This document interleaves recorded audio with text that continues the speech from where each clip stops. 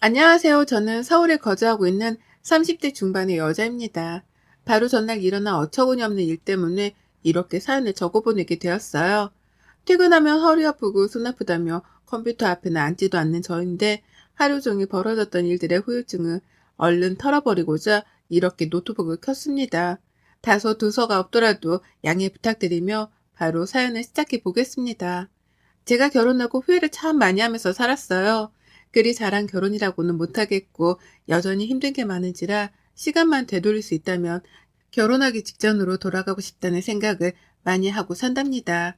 그때로 돌아가게 된다면 결혼을 접고 혼자 도망치겠다는 결심도 수두룩하게 해봤고요.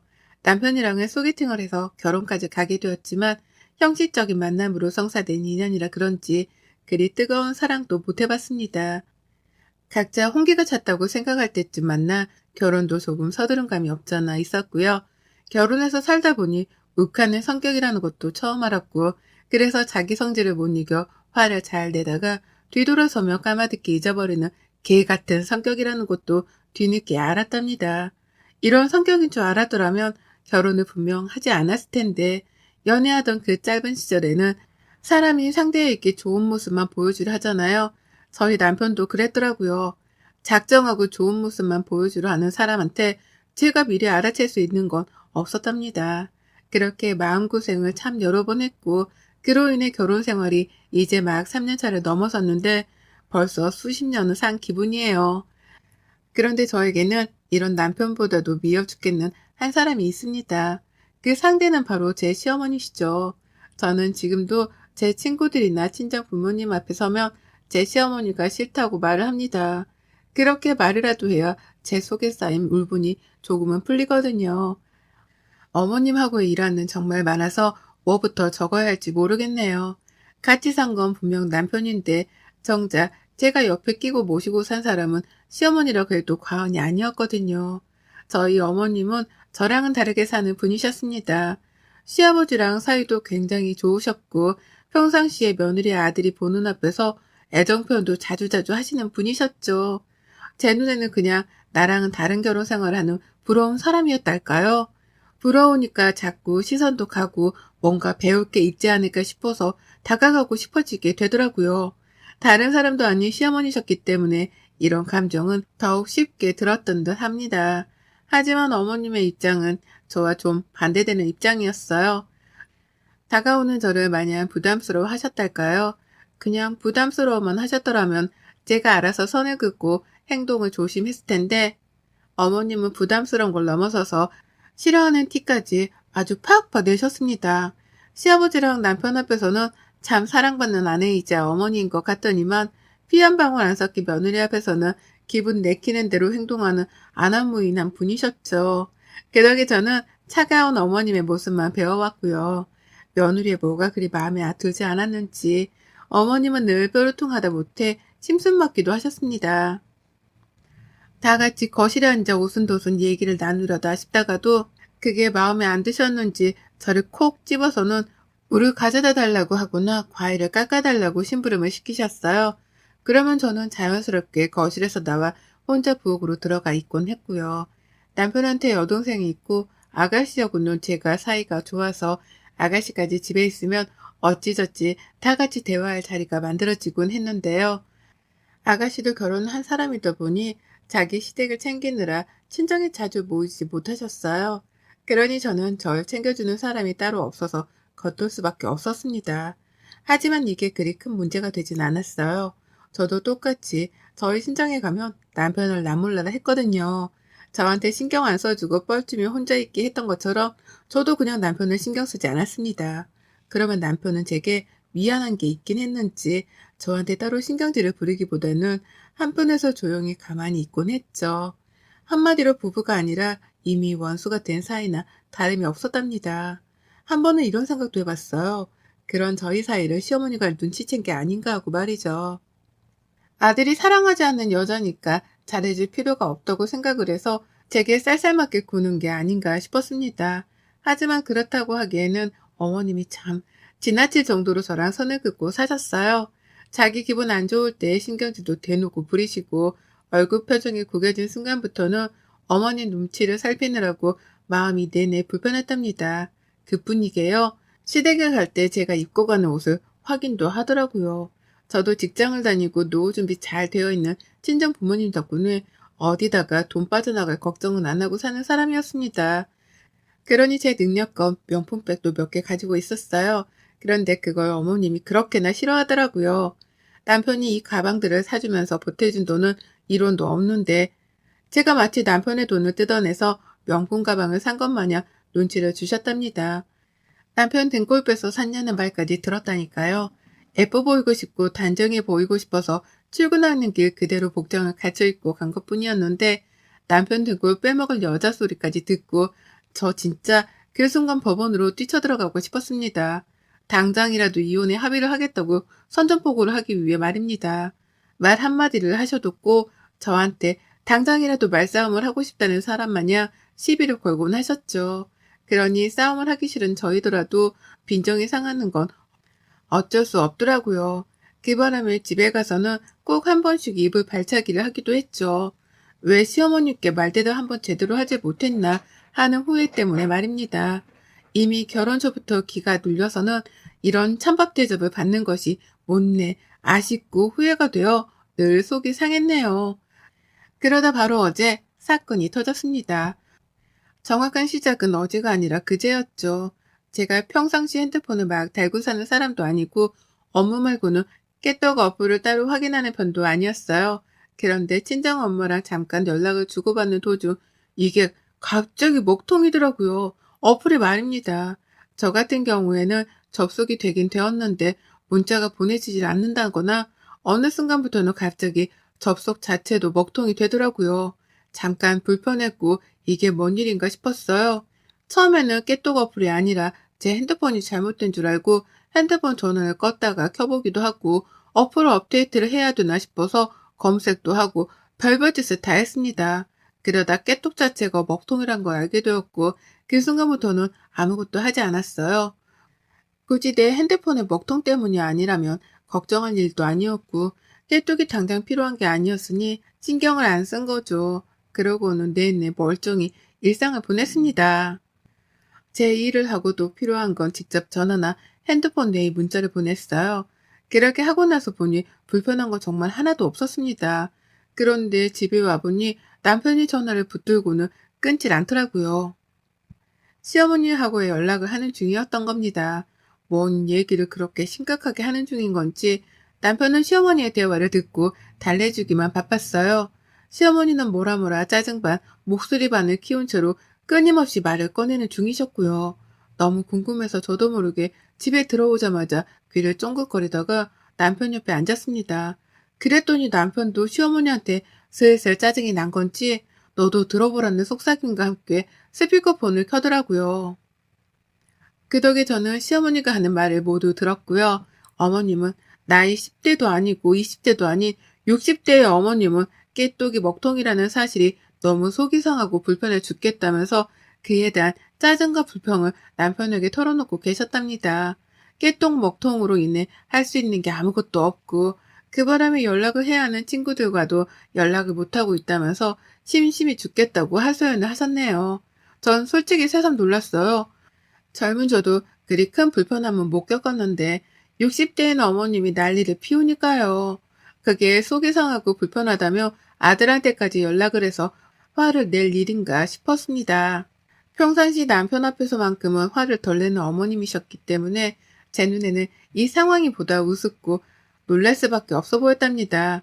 그렇게 어머님은 한참이나 더 지나서야 전화를 끊으셨고 남편은 전화를 끊자마자 제 앞에서 혼잣말 비슷하게 말하더라고요. 도대체 깨똑이 뭐라고? 나도 안 불편한데. 라고 말이죠. 저도 그 말에 수긍을 하면서 괜시리 깨똑을 한 번 더 열어봤고 여전히 먹통인 걸 보면서 속으로 생각했죠. 여전히 먹통이구나 라고 말이죠. 불편해서 못 참겠다거나 어디다가 불평을 해야겠다고 감히 생각은 해보지 않았습니다. 그냥 먹통이니 먹통인 줄 알았고 시간이 지나면 자연스레 해결이 되겠거니 싶어서 내버려 뒀어요. 아무 생각이 없었어요. 그리고 난 후 저는 주말을 맞아 늦잠도 자고 제 나름의 게으름을 피우면서 시간을 즐겼습니다. 주말은 평안했고 깨똑을 켰다가 또 반응이 없길래 여전히 먹통인가 보다 싶어서 핸드폰을 아예 쳐다도 안 봤어요. 그 사이 남편은 시어머니한테서 깨똑이 여전히 안 되어 불편하다 불평을 전해들은 건지 우리 엄마가 또 라면서 혼잣말로 신경질적인 말도 내뱉었죠. 그러다 월요일이 되니 깨똑이 되더라고요. 그냥 접속이 잘 되었습니다. 그리고 전 아무 생각 없이 프로필 사진을 바꿨어요. 보아하니 친구들 프로필명에 깨똑이 안 되어 불편했다는 말도 적혀있고 또 깨똑이 이제서야 된다는 기쁨의 말도 적혀있는 거예요. 그래서 저도 뭐라도 사진을 바꿔서 재밌는 이 상황에 웃음을 줘보려고 가지고 있던 귀여운 애니메이션 사진을 프로필로 등록했습니다. 사진은 기쁨의 눈을 글썽거리는 애니메이션 속 고양이 사진이었어요. 그리고 저는 깨똑 명에다가도 그렇게 적었죠. 나 그리웠지? 라고 말입니다. 정말 여기까지 적는데 아무런 의도도 없었습니다. 그냥 깨똑 먹통에서 얻은 아이디어와 느낀 점을 바탕으로 사진을 변경하고 프로필명을 고친 거예요. 그런데 문제는 그 다음이었어요. 갑자기 어머니가 저희 집에 오겠다고 전화 한 통을 남기셨어요.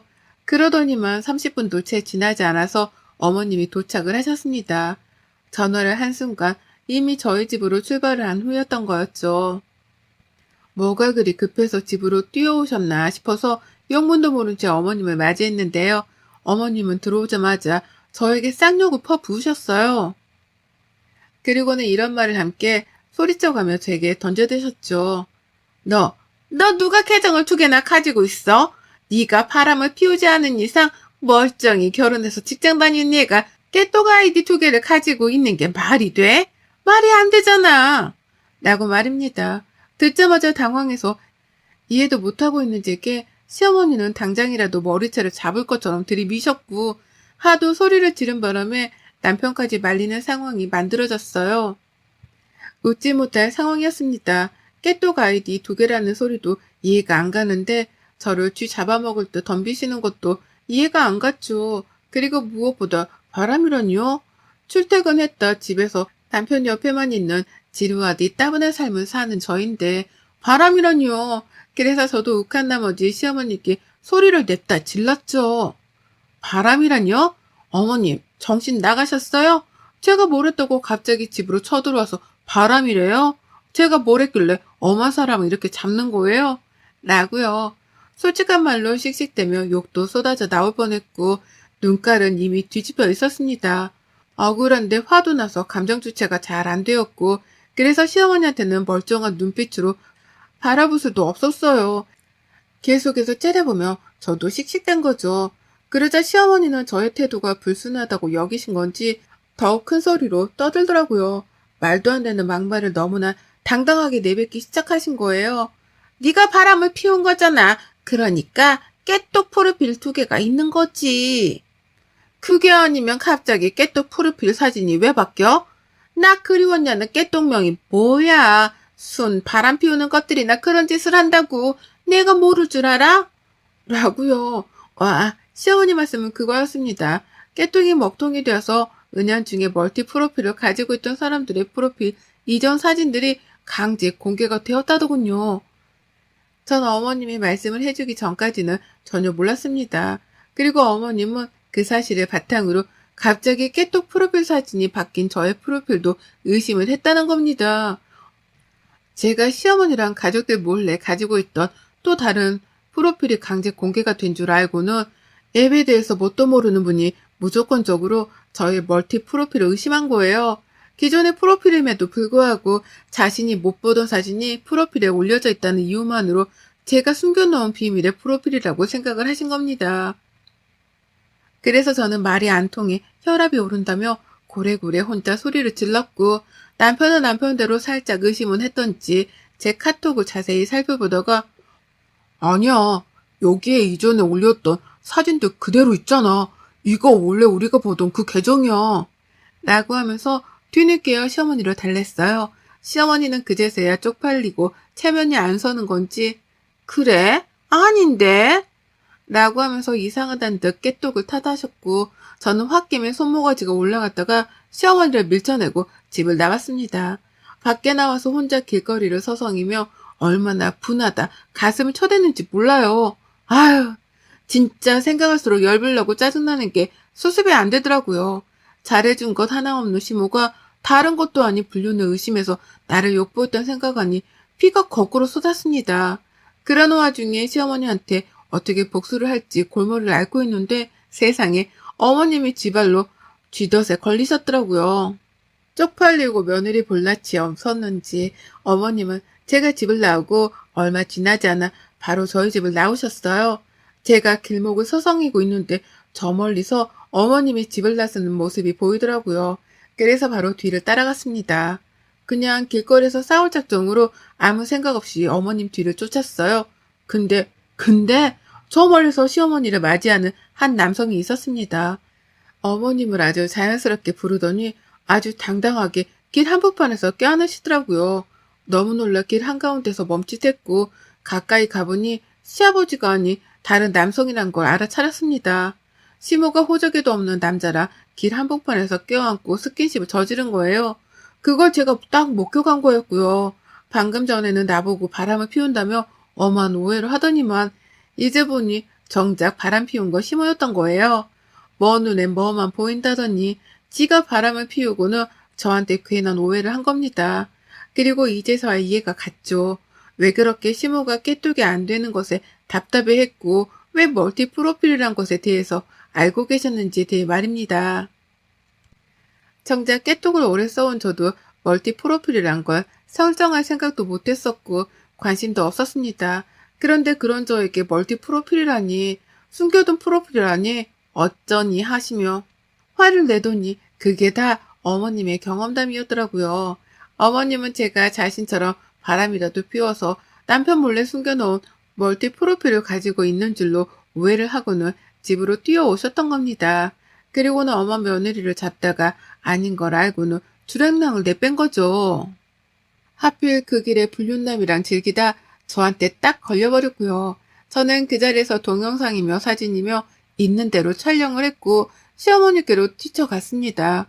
뒤에서부터 먼 눈에 뭐만 보인다고 라면서 소리를 지르고 뛰어가니 어머님은 귀신이라도 본도 기함을 치며 니한남이랑 놀래 자빠지려 하더라고요. 저를 보자마자 바로 잡고 있던 손도 떼어내기까지 하시며 말이죠. 하지만 저는 사진이며 영상이며 다 찍어놨고 이걸 당장 시아버지랑 남편한테 전송할 거라며 길 한복판에서 시어머니를 향해 소리쳤습니다. 결혼 후 내내 결혼을 후회했는데요. 그 순간 처음으로 결혼하길 잘했다 싶었어요. 이 순간을 위해서 그가 내가 그렇게 참고 산 거였구나 싶었거든요. 그 정도로 속이 후련하고 통쾌했습니다. 그래서 더 빡빡 우겨가며 시아버지께 고자질을 하겠다 나섰고요. 시어머니는 망설이지도 않고 그 자리에서 제게 비셨어요. 자기 인생을 한 번만 구제해달라고. 이제 다 살고 나이 들어 잠깐 실수한 건데 제발 한 번만 봐달라고 말이죠. 지금껏 쌓아온 가정이 무너지는 걸 원치 않는다면서 길 한복판인데도 불구하고 저를 붙잡은 채로 막 빌더라고요. 그간 그렇게 저랑 담쌓고 지내려 하고 괴롭히려 눈치를 주시던 분이 말이죠. 그리고 전 시아버지랑 남편에게 그 누구에게도 이 사실에 대해서 말하지 않기로 했답니다. 말할 이유가 없었으니까요. 이 사실을 시어머니와 단 둘이서만 간직한 채 시어머니의 약점을 이참에 제대로 잡고 살기로 했어요. 그냥 약점도 아닌 불륜을 한다는 엄청난 약점을 제가 잡고 있는 이상 시어머니는 절대로 저를 괴롭히지 못하실 거라는 걸 제가 잘 알았으니까요. 어머님도 그걸 증명하듯이 너무나 후회스럽고 쪽이 팔린다는 표정으로 비참하게 제게 매달렸답니다. 집으로 돌아가는 길에 저를 바래다 주면서 옆에서 애원하셨어요. 집으로 들어가는 그 마지막 순간까지 제게 매달리며 아무 말 하지 말아달라 비섰답니다. 아무리 부부 사이여도 비밀이 있는 거니까 아들한테도 절대적으로 비밀로 해달라고 말이죠. 그러면서 용돈으로 쓰라고 돈까지 주는데 이런 시어머니의 모습이 처음인지라 저도 얼떨떨했습니다. 돈은 입 다물라는 대가로 주는 거니까 거절하지 않고 있는 그대로 다 받았고요. 더 달라고 하려는 걸 겨우 꾹 참았습니다. 표정 관리하면서 언제라도 입을 털 수 있으니 행동거지 조심하시라 시어머니께 경고도 날렸네요. 그리고는 집에 들어와 다짐했습니다. 이 일을 정말 죽을 때까지 비밀로 해야겠다고 말이죠. 그리고 이제부터 시작합니다. 시어머니의 약점을 쥔 채 강자로 군림하는 삶을 말이죠. 이제 누가 뭐래도 갑은 저이니 날 함부로 대할 시어머니를 가만 내버려 두지 않을 겁니다. 불륜 사실을 고할까 벌벌 기며 살 시어머니를 눈앞에 내리깔고 두고 본 채로 저 하고 싶은 대로 편하게 살 거예요. 더 이상 시모눈치를 보지 않으면서 말이죠. 깨톡 먹통으로 순식간에 갑과 을이 뒤바뀌어버린 고부관계가 되었다니 지금 당장 깨톡 본사에 감사의 기부금이라도 넣고 싶은 기분이랍니다. 이 자리를 빌어 환호와 승리의 비명을 한 번 더 질러봅니다. 아싸! 여러분의 생각은 댓글로 남겨주세요. 오늘도 시청해 주셔서 정말 감사합니다.